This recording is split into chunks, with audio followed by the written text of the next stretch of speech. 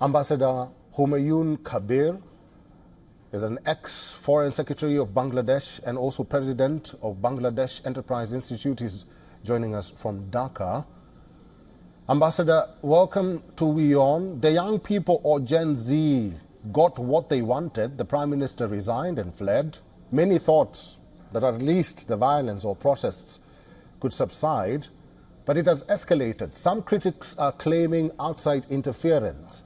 In your view, what is stoking the current violence, especially on the minorities in Bangladesh? Well, thank you very much. Let me just correct you at the beginning. The violence is not escalating. It is now decreasing.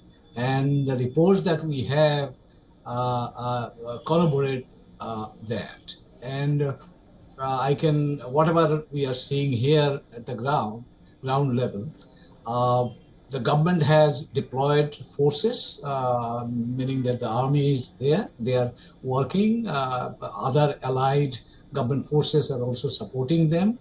The student leaders have already not only called their supporters to protect the minorities and other people from any violence. They have formed squads, and they are already at work at different places throughout the country.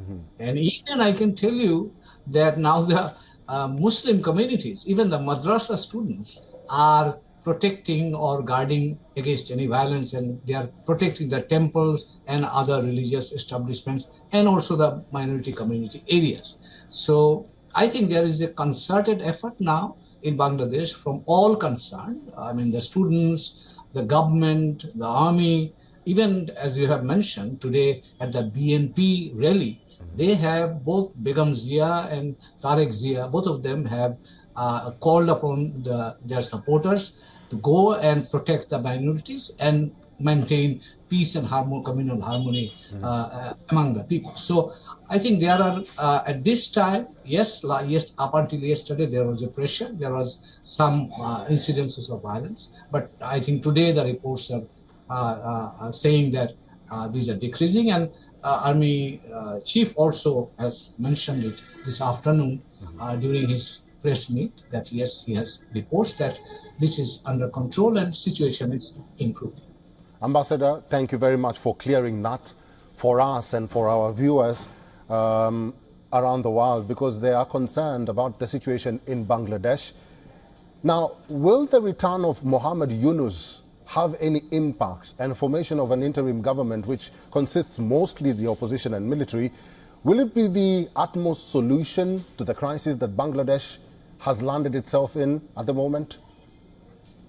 Well, yes, we are hopeful. We are hopeful. He will take oath, as you have already reported, tomorrow night.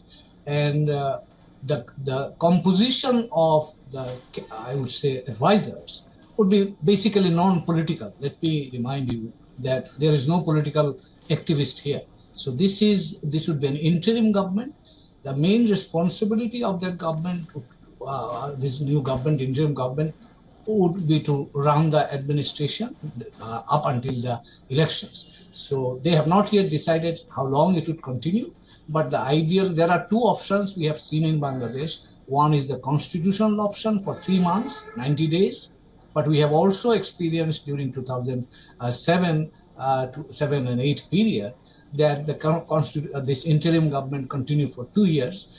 And the students are now demanding that they want a restructuring and reform of the state institutions and demanding justice for the injustices that had been done during the last particularly during the last few weeks of killings. About 400 people were killed.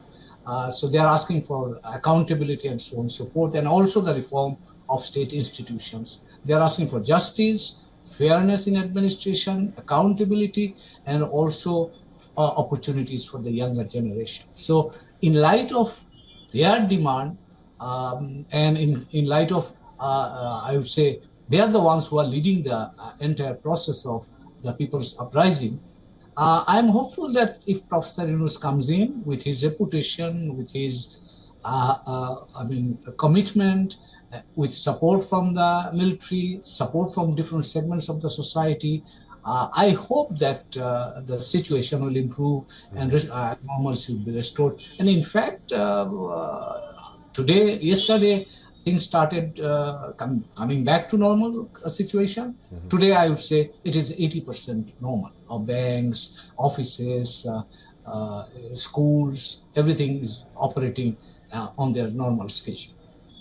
Mr. Ambassador, finally, you being a former Foreign Affairs Minister of Bangladesh and a voice of reason in Bangladesh, what is your message to those people who are hell-bent to deface Sheikh Hasina's legacy, those who are destroying and targeting Awami League offices? Well, I would say that it is better to ask the Awami League leaders about this. They know why they had to face this kind of consequences. And the one thing that one could take lesson of is how or what happens to a regime that disregards the democratic practices, that deprives the younger people of their rights, genuine rights, including the right to vote, and all that contributes to creating social polarization, political polarization, and social polarization. So I think the situation should not have come to this pass if there had been the exercise of democratic, or the democratic practice could have been practiced in Bangladesh. Things could have been done in a more orderly fashion. But now we have witnessed a kind of uprising or a revolution in society, and that has dislodged the government. And now, obviously, we are facing some challenges, and we have to now work double to go back to the normal condition. So this is a challenging time. It's a big transition, but it has also some lessons. So I would say it would be best for everybody to take the lesson of what happens if democratic practices are interrupted or not properly honored.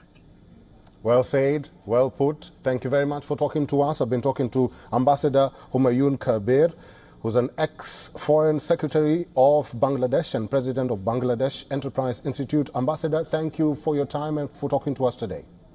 Thank you. Thank you for having me. For all the latest news, download the WION app and subscribe to our YouTube channel.